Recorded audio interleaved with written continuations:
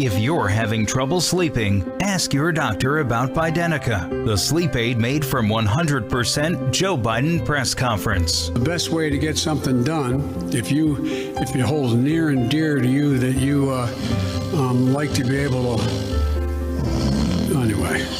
Bidenica has a patented blend of confusion and forgetfulness that will calm the most overactive brains. COVID has taken this year, just since the outbreak, it's taken more than 100 years. Look, here's the lives. I mean, think about it. When they sold out American jobs and killed the Keystone Pipeline, it kept me up all night worrying about how we'd pay our bills. But then I got Bidenica, and I've never slept better. Sometimes when I get hopped up on sugar, my parents give me Bidenica so I pass out. Other times they give it to me during the day, probably so they can do the deed. Gross. Warning, people who have used Bidenica have experienced rapid lying and an inability to secure the southern border. Others have hallucinated and fought breakfast cereals. Corn Pop was a bad dude. Ask your doctor if Bidenica is right for you. Well, anyway, live from Times Square, it's That Kevin Show. Somewhere in the bowels of the city that never sleeps, Kevin McCullough, radio host with Salem Media, is a man also not sleeping. Syndicated radio talk show host Kevin McCullough. And that guy would like a word with you. Many of you know him from as Vostradamus. Of course that Kevin show is going to be great. The only thing that could be greater, of course, would be That Donald Show. But we don't have that, so we have That Kevin Show. Featuring the music of Dick Tunney and the Dream in Color Orchestra.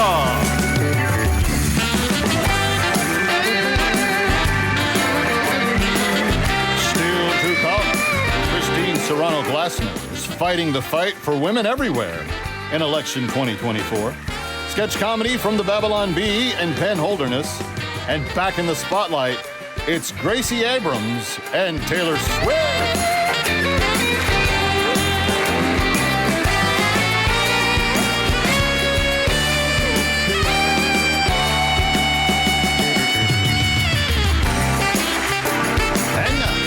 Where his idea of community development is gathering all his friends, pointing at Tesla's Cybertruck as they try to parallel park and scoff at them.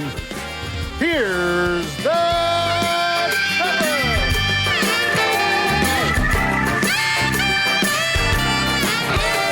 Kevin! All right, David, we all know that you lie worse than Biden. Trump was even actually able to say that the other night. But I've never once gathered a crowd around to watch a Cybertruck parallel park. I think they're kind of ridiculous-looking vehicles. But that's my opinion. There's people that like them, so maybe go have fun with it. I don't know. Anyway, it's time to get to the news. Here we go.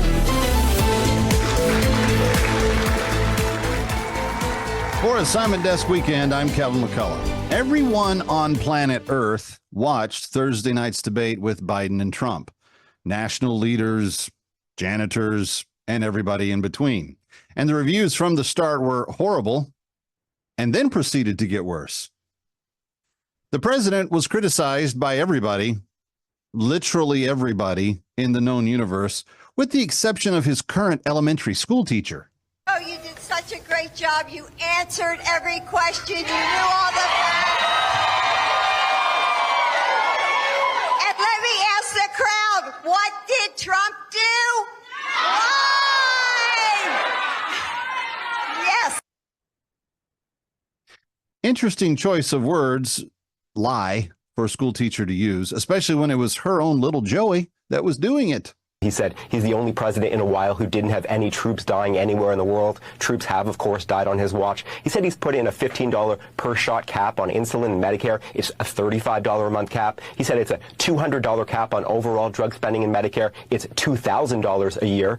He said the border now has fewer crossings than when Trump was in office. That's generally not true. He said, or at least strongly suggested, unemployment was at 15% when he took office. It was actually 6.4. He said Trump wants to get rid of Social Security. Trump doesn't. He said said billionaires pay 8.2% in taxes. It's much higher. He said Trump told Americans to inject bleach amid COVID. We know Trump made foolish comments about scientists studying disinfectant injection, but didn't frame it as advice to people. And Biden said the Border Patrol endorsed him. No, its union supported the border bill he supported, never endorsed him himself.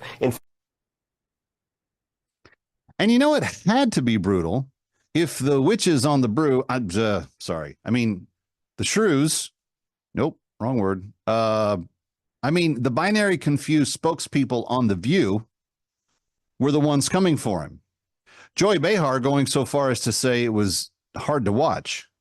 And this, being hard to watch, coming from an expert like Joy Behar. Assignment Desk Weekend has it on firm sourcing that being hard to watch is the expression of every one of Joy Behar's makeup mirrors right before it cracks itself up. RFK Jr. had concerns following the debate, but mostly he asked the same question everyone else with a pulse was asking following the festivities. Who the bleep is running the damn country? Which brings us to another point. We would like to address these comments to President Biden. Listen, Joe, if your mind is glitching and you've forgotten what you needed to remember and you wanted to say, it doesn't make it any less noticeable to keep saying that your opponent hasn't done a damn thing about it. In fact, a lot of times it didn't make sense where you would insert the phrase hadn't done a damn thing in the middle of a sentence that it didn't go with. For instance, when I go to pick out my favorite ice cream, he hasn't done a damn thing and I want chocolate chip. It just didn't work. Especially, this is the case, when you tried to take credit for absolutely every single thing that he did. I'm just saying, not a good look. And as if the news wasn't already bad enough for the Biden team, new surveys revealed on Friday that independent voters overwhelmingly now choose President Trump following the festivities of the debate. Some observers found this surprising given the fact that Biden shook hands with many invisible independent voters before bedtime, greeted each one of them. Right before he sat down to his nightly serving of hot fudge. For Assignment Desk Weekend, I'm Kevin McCullough.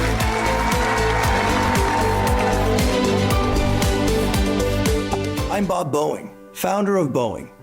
You know, flying can be a stressful experience for people of all ages. Here at Boeing, we know you feel safest when you're flying on a plane made by a company that above all else prioritizes diversity. Sorry, Steve. Welcome aboard, Black Woman Steve.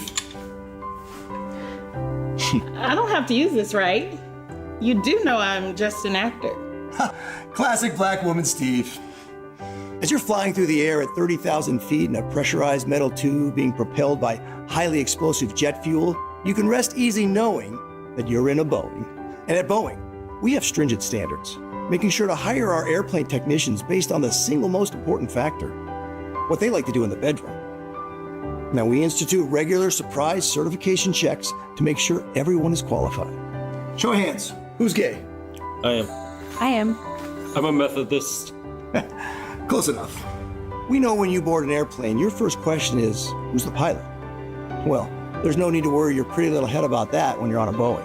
Our new oppression detection technology scans the pilots to make sure they're part of a marginalized group, like women, Pacific Islanders, or even the blind. Access granted. Straight male detected. Whoa, looks like this white man is blasting off again. So next time a door falls off one of our planes, you can take pride in knowing it was slapped on there by a minority, or a gay, or maybe both. And when your plane is coming in hot and the landing gear fails to deploy, just remember, all our technicians have had extensive DEI training, and most of them are LGBTQ. Only a bigot would have a problem with that. I mean, you're not a bigot, are you? I didn't think so. So remember, if it's not a Boeing, I ain't going.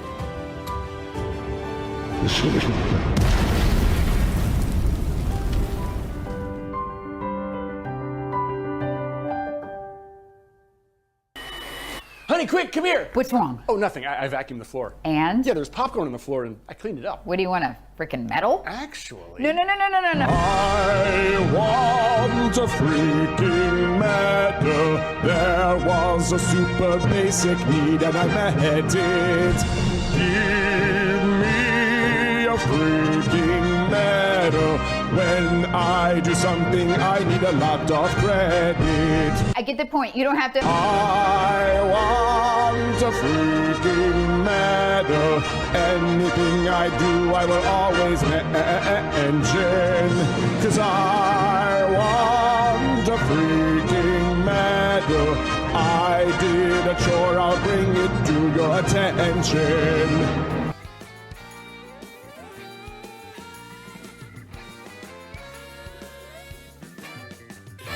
Ready or not, we'll be right back.